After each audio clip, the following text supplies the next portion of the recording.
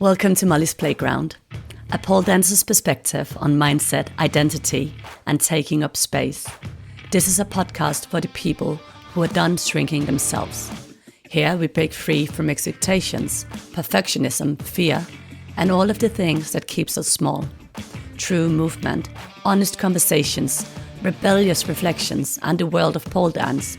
We explore what it really means to stand strong in yourself, trust your own voice, and take up space unapologetically. So fuck the norm, fuck who you're supposed to be, and fuck the idea that you need permission to exist fully.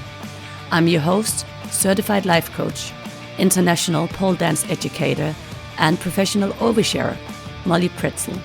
Let's fucking go. Hi, my love. So I'm back with another short episode, but doesn't mean it's not gonna be impactful. I used to be the ultimate people pleaser, not in the cute, harmless way that we sometimes talk about. I mean the kind of people pleaser who genuinely believed other people's emotions were my responsibility. I remember telling people that I couldn't focus on my own work if I could see that someone else was stressed, if they were overwhelmed, if they felt overwhelmed, if they needed help. I dropped everything. Their needs became my needs. Actually, no, their needs became more important than my needs. Looking back, it's not surprising that I ended up with stress, because there is only so long you can ignore yourself before your body starts screaming for attention. But what surprised me wasn't what happened when I stopped. What surprised me was how angry some people became. Because the moment I started treating myself with love and respect, things changed. I started saying no.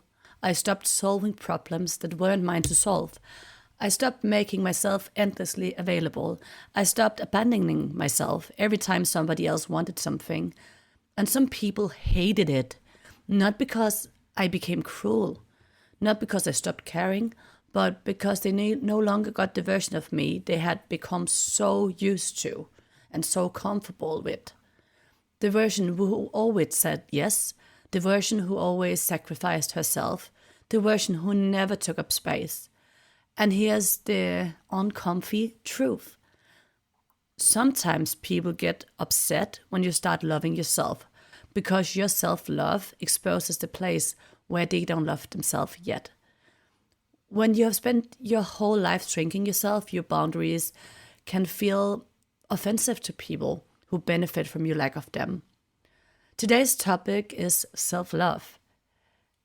This is still one of the topics that make me the most uncomfortable talking about, because every time I talk about self-love, somebody hears be selfish, only think about yourself, don't care about other people. But that's not what self-love is. Self-love is remembering that you are a person too. That's it. You're not here solely to support everyone else. You're not here solely to carry everyone else's needs. You're not here solely to make everyone else comfortable. You are a human being with needs, limits, desires, dreams, energy levels, emotions, and boundaries. And when you ignore those things for too long, something dangerous happens. You stop seeing yourself. And when you stop seeing yourself, you slowly forget how to love yourself. Many of us were taught that putting other people first is the right thing to do. And for a while, it can even feel good. We feel needed, important, valuable. But eventually, something shifts. What started as a generosity became obligation. What started as kindness became resentment. What started as love became exhaustion. Because here's something I learned the hard way. People pleasers are often lying. And I get to say that because I used to be one. When you're people pleasing, you're often saying yes when you mean no. You're saying, I love to help, when you desperately need rest. You're saying it's fine when it absolutely isn't. You're pretending you have a choice when secretly feeling trapped. That's not honesty. And it's certainly not love. Not for yourself and not for the people around you. Because imagine if the people you love knew that every act of kindness came from hidden resentment. Imagine if they know you felt forced to put them first. The people who truly love you don't want you to disappear for them. Here's another uncomfortable truth. It isn't loving towards other people when they constantly have to deal with the version of you that exists after you have abandoned yourself. The short temper, the frustration, the exhaustion, the bitterness, the burnout, we often act as if it's self-sacrifice is something noble. But a burnt out version of you helps nobody. So I want to offer you a different possibility. What if self-love isn't selfish? What if self-love is responsibility? What if taking care of yourself is one of the most generous things you can do? Because when your needs are met, you have energy. When you have energy, you perform better at work. When work feels manageable, you bring more presence home. When you're present at home, you're a better partner, friend, parent, and colleague. One thing creates the next. Energy creates energy. Capacity creates capacity. And it all starts with how you treat yourself. Not because you're more important than everyone else, but because you are part of the equation too. So where do you start? Start by seeing your needs.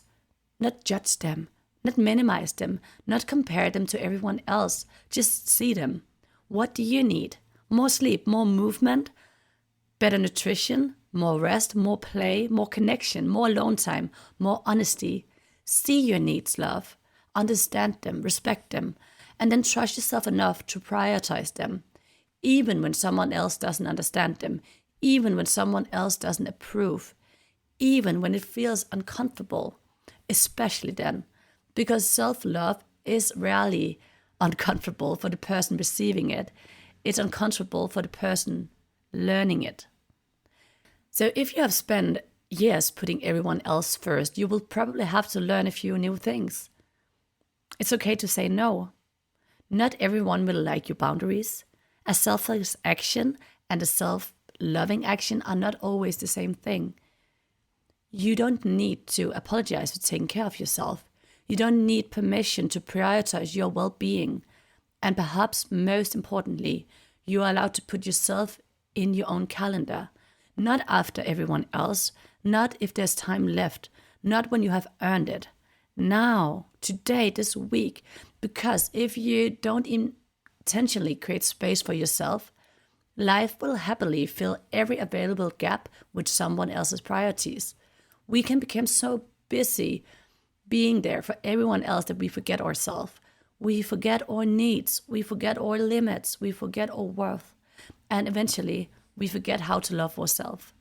But when you begin seeing yourself again, something beautiful happens. You stop giving from emptiness and you start giving from abundance. And that's the kind of love that changes everything, not just for you, but for everyone around you. Love, thank you for hanging out with me on Molly's Playground. If this episode spoke to you, share it on your social media and come say hi over at Instagram on Molly Pretzel. And who knows, maybe one day we'll take up space together in real life too. Until then, take your space, trust your voice, and keep playing. See you on the playground next week.